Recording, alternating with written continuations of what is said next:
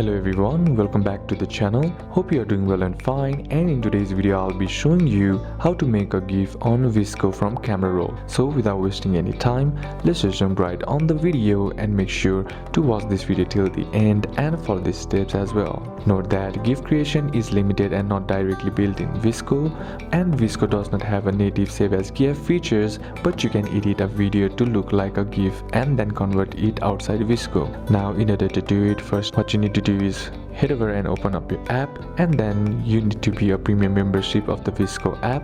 Then you'll be able to import videos on your VSCO app.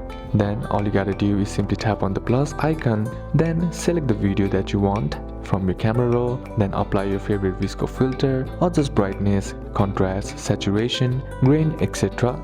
Then save the edited video by simply tapping on next or save. Then all you gotta do is convert the video to GIF by simply using free GIF converter app like GIF Maker or GIFy app. So these are a couple of steps that you can apply, and that's it for today's video guys. Hope this video was useful to you. Leave a like if it did, comment down any questions that you have, and see you soon on the next one.